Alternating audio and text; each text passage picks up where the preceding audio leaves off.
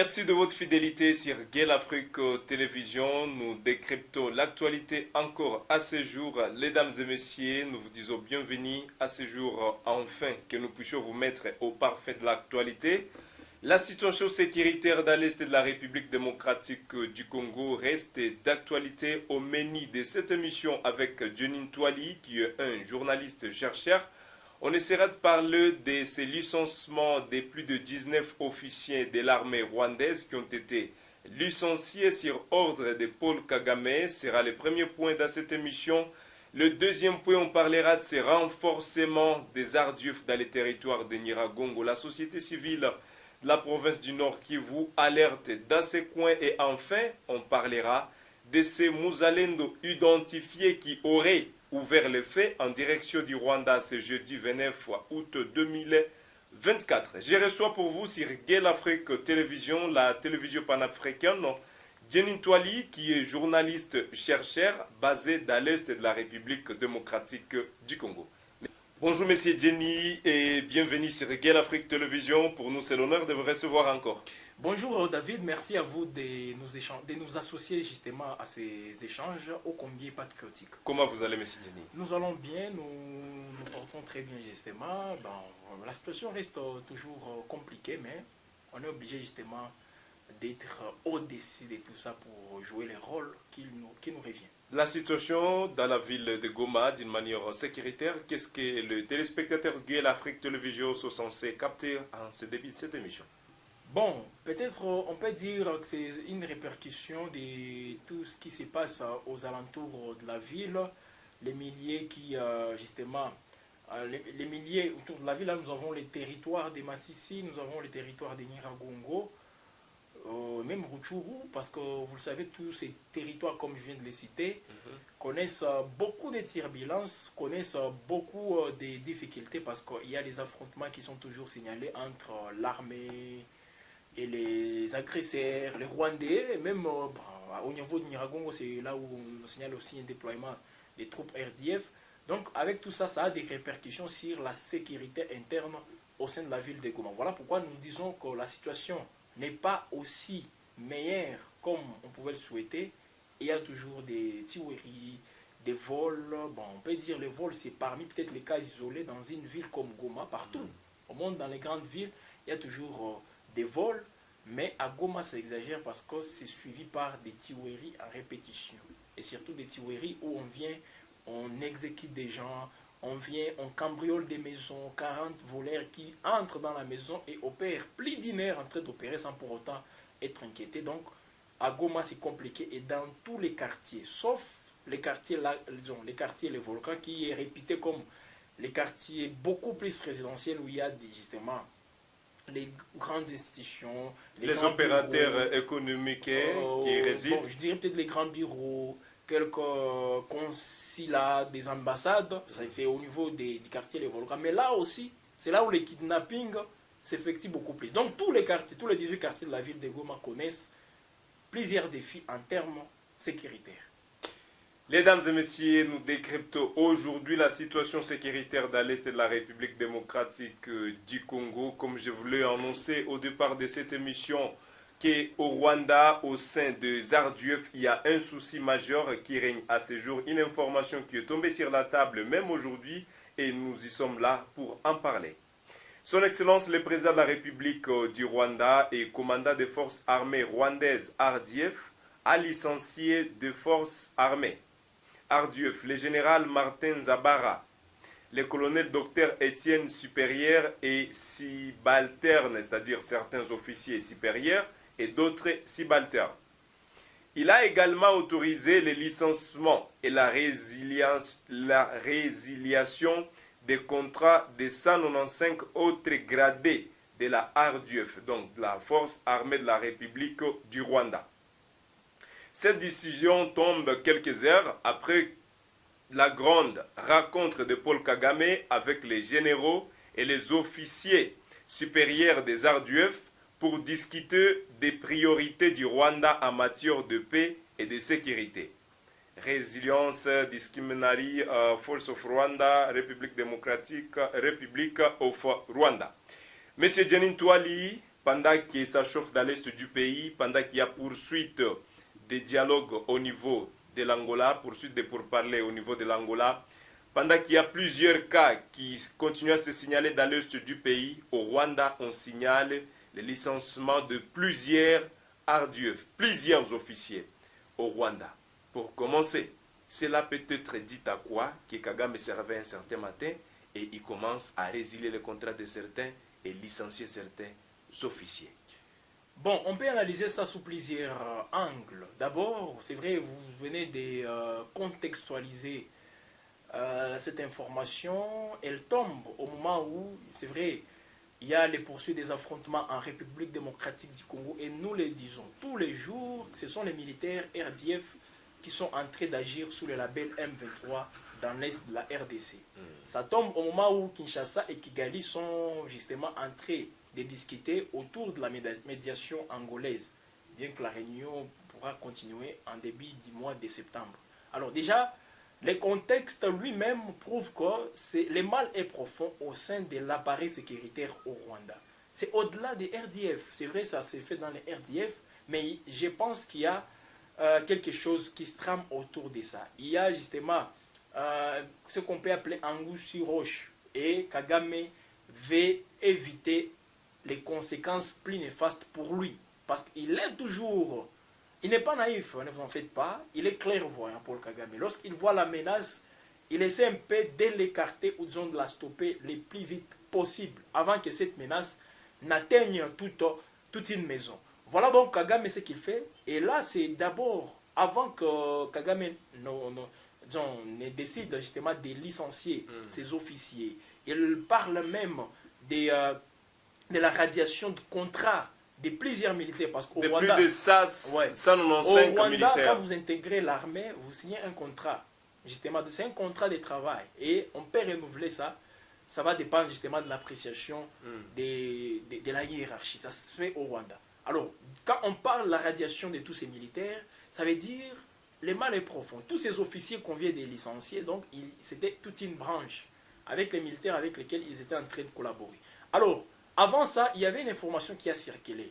Les uns ont dit que ce sont des rumeurs, d'autres sont allés même un tout petit peu loin pour criser. Et c'est que nous aussi nous sommes en train de faire pour en savoir beaucoup plus. Mais il y a un mal au Rwanda aujourd'hui. Parce que dès lors que Kagame a envoyé des militaires en République démocratique du Congo pour venir combattre, des militaires qui sont tués par les Ouazalendo, qui sont tués par les FRDC, à un certain moment, au-delà d'avoir les familles qui peuvent ne pas être d'accord avec cette façon de faire des Kagame, mais ces familles manquent des choses à dire par rapport à ça. Mais ça se fait comment? Au Rwanda, même au sein de l'armée, il y a des officiers qui n'arrivent pas à digérer les décisions que Kagame prend à la compte justement de l'armée. Parce que c'est l'armée qui envoie en République démocratique du Congo. Ce ne sont pas les enfants de Kagame. Ce sont les enfants et leurs familles sont toujours au Rwanda. Alors, comment ça s'est fait? Il y a une grogne au sein de l'armée. Les uns ont émis un point de vue pour dire à Kagame, en tout cas, c'est très difficile de continuer toujours à envoyer nos troupes. Il y aura le temps où on manquera même les militaires qui vont rester ici au Rwanda en termes de défense du pays. Et Kagame n'a pas écouté ces points de vue et lui pense déjà qu'il y a quelque chose qui se prépare. D'autres vont plus loin pour dire il y a en tout cas un groupe de gens au sein de l'appareil sécuritaire du Rwanda qui veulent que Kagame tombe, qui veulent renverser Kagame. Et Kagame anticipe tout ça, il vient d'éradier. Il y a un général, il y a un colonel. Un colonel au Rwanda, ce n'est pas n'importe qui, ce n'est pas en République démocratique du Congo où on peut négliger un colonel, où on peut envoyer un général sur la ligne de front comme nous voulons. Au Rwanda, un général, ce n'est pas n'importe qui. Donc, comme il y a un général, il y a un officier, il y a un colonel, il y a d'autres parmi les 19 hauts officiers de l'armée qu'on vient de licencier. Au-delà, il y a aussi d'autres qui viennent d'être radiés, d'autres militaires. Donc, c'est très compliqué si vous voyez les chiffres qui sont avancés et ça prouve que dans l'appareil sécuritaire au niveau du Rwanda, le mal est profond et Kagame essaie un peu d'écarter tout ça. Kagame n'a plus confiance, il n'a plus confiance, il ne fait plus confiance à ces éléments. Bon, c'est pas est-ce qu'il y a déjà l'infiltration au Rwanda dans l'appareil sécuritaire? Il n'y a pas infiltration au Rwanda, mais il y a révolte. Il y a plutôt une opinion qui n'est pas d'accord avec celle véhiculée par les protégés du régime de Kagame, y compris lui-même.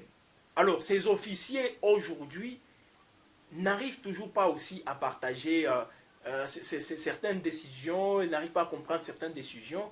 Alors, leur attitude pousse Kagame déjà à les taxer justement des officiers peut-être qui ne servent plus les pays comme il se doit. Alors, il les remplace pour y mettre d'autres officiers, mais à un certain moment, nous pensons que le mal est profond. Et moi, je le disais, les changements au Rwanda, si on peut souhaiter, parce que c'est la vie de plusieurs Congolais, si on peut souhaiter à ce qu'il y ait changement de régime au Rwanda, ça ne commencera pas en République démocratique du Congo. Ce n'est pas les FDLR qu'on va armer pour qu'ils viennent renverser le régime de Kigali.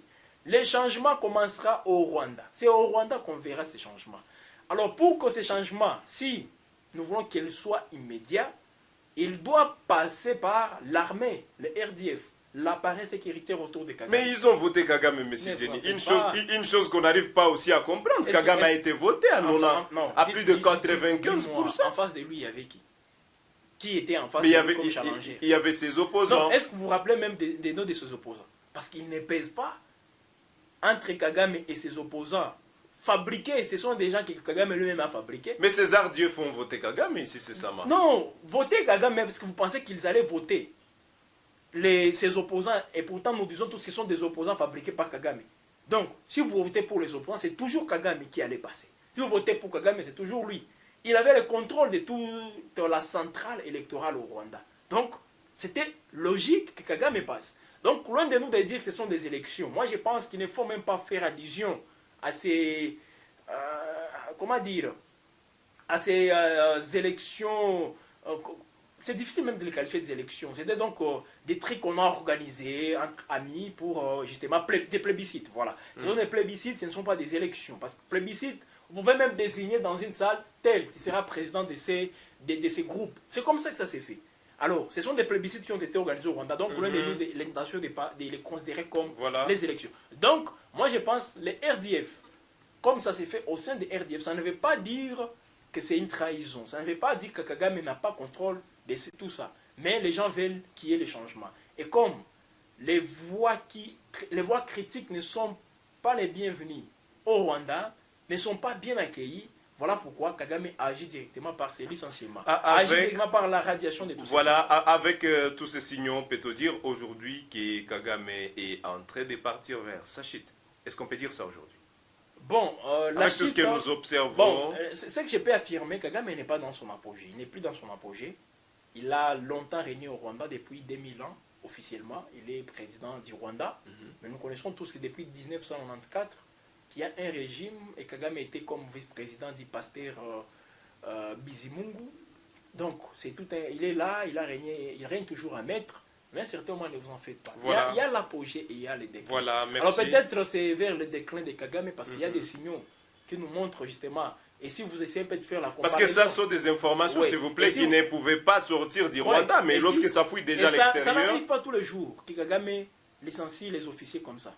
Il peut le faire, un officier, mais quand on dit 19 officiers et on vient de radier le contrat... 195 militaires, RDF, on veut de radier leur contrat avec l'armée, ça veut dire que le mal est profond. Ça n'arrive pas tous les jours au Rwanda. Si vous essayez un peu d'interroger l'histoire, depuis que Kagame est au pouvoir, ce genre de trucs n'ont jamais arrivé au Rwanda. Donc ce sont des signaux, et si nous faisons la comparaison avec des grands régimes qui sont tombés, vous allez voir qu'il y a des similarités avec tous ces régimes. Voilà. Mesdames et messieurs, vous nous suivez sur Gale Afrique Télévision. Nous sommes honorés de vous savoir nombreux, mais également nous vous appelons aussi, c'est pour la première fois pour vous, de regarder la télévision panafricaine. Nous vous appelons à vous abonner, d'activer la cloche de notification, de partager la vidéo, de mettre vos avis, vos commentaires. Qu'est-ce que vous pensez? Le mal est profond. Aujourd'hui déjà, Kagame commence à radier 195 personnes. Radiées, c'est-à-dire ils n'ont plus le contrat avec le gouvernement rwandais d'être un militaire rwandais. On parlait également de ces officiers qui ont été licenciés. Que pensez-vous de cela? Normalement, ces informations ne quittent pas le Rwanda. Mais aujourd'hui, ça commence à fuiter, M. Jenny. On se demande comment ça fuite. Ces informations restaient souvent au Rwanda. Il y a un communiqué rendu public. Ils les ont informés à l'opinion. Et c'était à l'issue d'une réunion présidée par le président Paul Kagame lui-même en personne.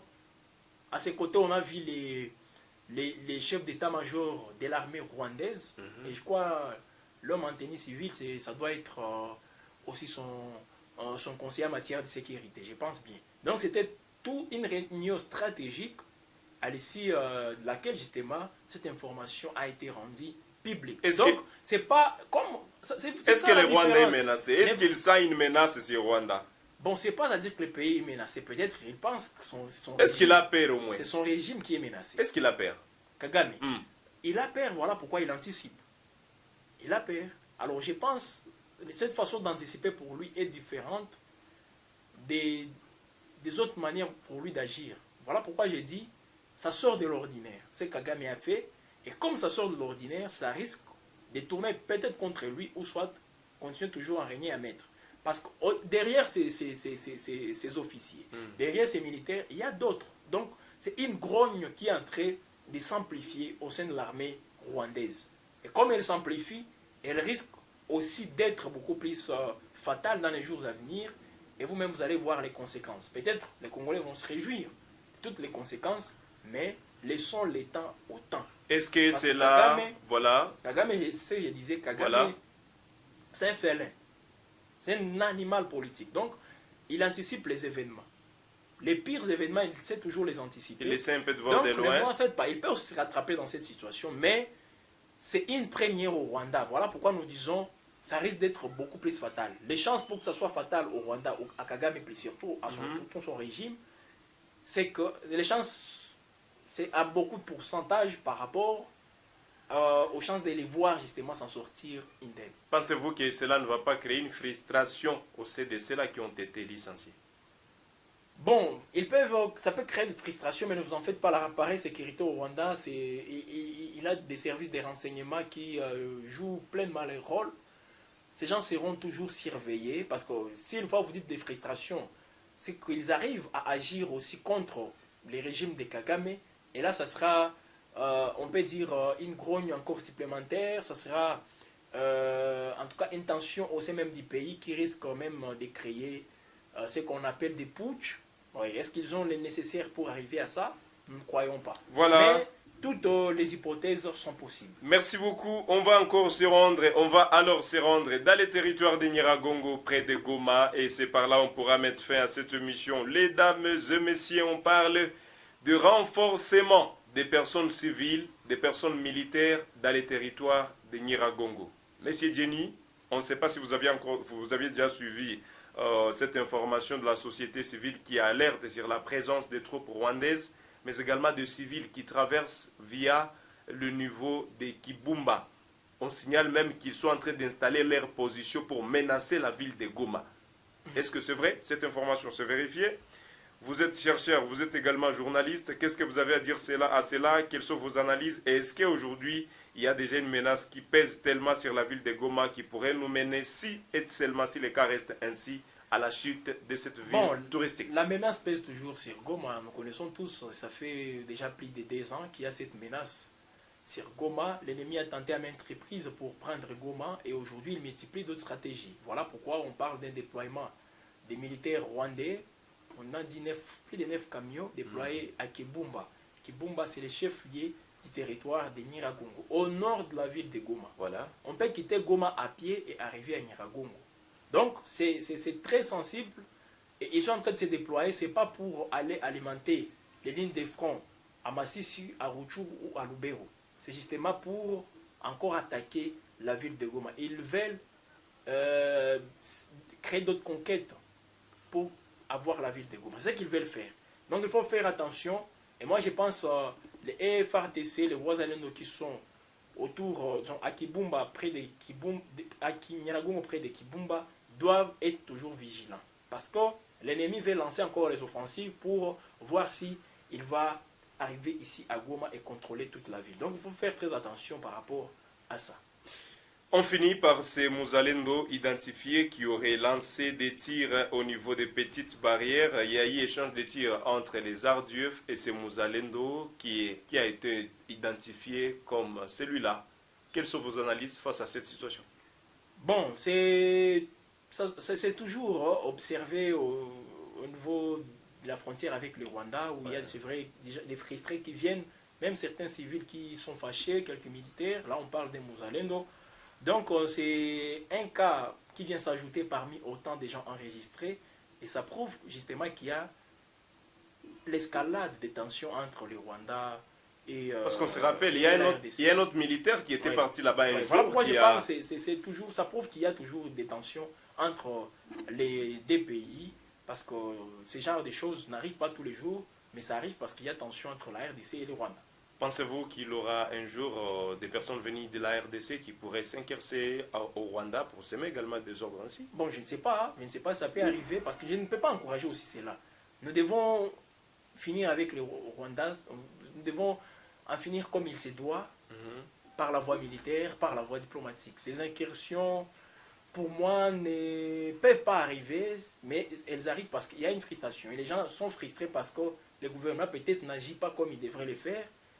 Sur la voie militaire, il n'y a pas d'offensive, et puis les gens peut-être veulent pousser, veulent intervenir directement au Rwanda. C'est que nous n'encourageons pas parce que ce n'est pas du tout la meilleure solution. Merci beaucoup, mesdames et messieurs. C'est donc la fin de cet entretien avec Jeanine Twali, journaliste et chercheur basée dans l'Est de la République démocratique du Congo. Nous sommes à la fin de cette émission sur Gay l'Afrique Télévision. Abonnez-vous si vous ne l'avez pas encore réalisé. Partagez la vidéo. Mettez vos commentaires. Qu'est-ce que vous pensez de cette situation dans l'Est du pays? Licenciement, radiation des militaires rwandais par Paul Kagame lui-même. Mesdames et messieurs, nous vous disons merci d'avoir participé avec nous sur notre chaîne. J'étais Youssouf Okebingila David. On s'est fixé un nouveau rendez-vous. Monsieur Jenny, je dis merci d'avoir accepté notre invitation. Ça nous honore, Gay l'Afrique. Nous sommes aussi honorés d'intervenir sur Gay l'Afrique. Et on espère vous revoir à la prochaine. Bon, nous sommes toujours ensemble. Justement, on sera toujours là pour analyser l'actualité. Merci beaucoup. Merci beaucoup, mesdames et messieurs. Bonne journée chez vous et à la prochaine pour d'autres actualités.